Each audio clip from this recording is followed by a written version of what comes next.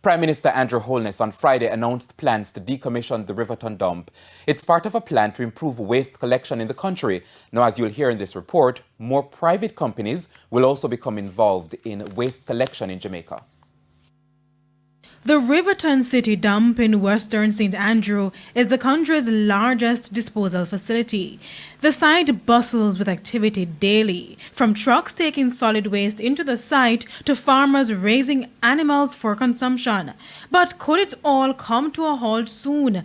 Prime Minister Andrew Holness made this revelation Friday. We now have a plan which will see greater private sector participation in waste collection, the introduction of waste to energy conversion, the commissioning of new and properly built disposal sites, and the decommissioning of various dumps, including the Riverton City dump. Mr. Holness said by September he will have discussions with the Member of Parliament for Western St. Andrew, Anthony Hilton, about the government's plan for the Riverton City dump. The Prime Minister added that he recognizes that many people depend on the facility for a livelihood, and therefore any potential displacement will have to be examined. Just to be clear, this is something that the political class will have to work together on. It is not a simple matter of saying we are closing down Riverton City.